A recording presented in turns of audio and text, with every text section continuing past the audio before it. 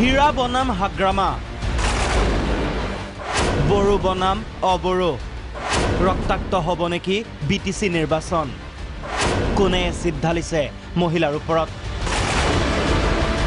পৰিষদীয় নিৰ্বাচনলৈ এতিয়াও বহু দূৰ বাকী তাৰ আগতে গৰম হৈ উঠিছে বিটিএডিৰ ৰাজনীতি হীৰা বনাম হাগ্ৰামা বাহিনী আৰম্ভ হৈছে বিটিসিৰ ক্ষমতা কেন্দ্ৰিক যুঁজ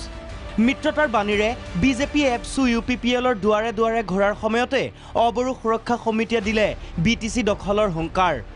2020 হাগ্ৰামা মহিলাৰ যি অপশাসন এই অপশাসনক আমি ওৰ পেলাই নতুনকৈ তাত আমি অবড়ো সুৰক্ষা সমিতিৰ উদ্যোগত যেটো আমি নতুনকৈ ৰাজনৈতিক দল গঠন কৰিছো গণসুৰক্ষা পাৰ্টি এই গণসুৰক্ষা পাৰ্টিৰ আমি চৰকাৰ গঠন কৰি আৰু বিটিডিৰ 22 লক্ষ অবড়ো জনসাধাৰণৰ যিবিলাক সমস্যা এই সমস্যাবিলাক আমি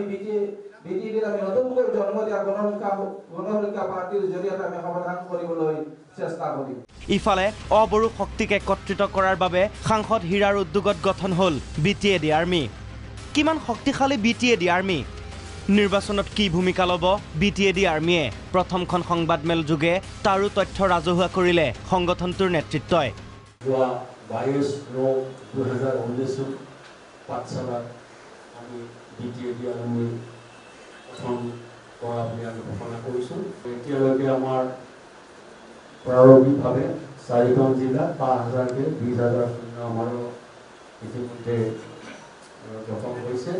লক্ষণীয়ভাৱে বিটিএডিত আৰম্ভ হৈছে মহিলাৰ ওপৰত এচিড আক্ৰমণৰ দৰে ঘটনা ৰাভা অবড়ো কোনো মহিলা বাছি যোৱা নাই এচিড আক্ৰমণৰ পৰা কোনে কৰিছে এচিড আক্ৰমণ জনজাতীয় সুৰক্ষা সমিতিয়ে হীৰা বাহিনীলৈ অভিযোগ অনাৰ সময়তে হাগ্ৰামা বাহিনীলৈ প্ৰতি অভিযোগ আনিলে অবড়ো সুৰক্ষা সমিতিয়ে য'ত বড়ো অবড়ো সকলো মহিলাকে কৈছে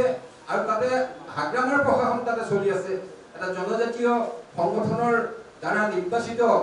এটা চৰকাৰে তাতে শাসন চলাই আছে তাতে জনজাতীয় মহিলাসকলৰ ওপৰত এই ধৰণৰ আক্ৰমণ সংঘটিত হৈ আহিছে আৰু সেইটো অবড়োসকলৰ ওপৰত আক্ৰমণ সংঘটিত হৈ আহিছে গতিকে এনে ঘটনাত সেই প্ৰশাসনৰ দুৰ্বলতা সম্পৰ্কে তেওঁলোকে এক বাক্য কোৱা নাই সন্দেহ নাই জ্বলিব বিটিসি নিৰ্বাচনত বিটিএডি জ্বলিব গৃহ বিভাগ সজাগ নহলে ৰক্তাক্ত হ'ব বিটিসি নিৰ্বাচন সময় থাকোতে সোণোৱাল চৰকাৰে কি ব্যৱস্থা লয় সেয়াহে হ'ব লক্ষণীয় ভিডিঅ' জাৰ্নেলিষ্ট ৰিপুলৰ সহযোগত ৰমেন কলিতা ৰিপৰ্ট প্ৰাগ নিউজ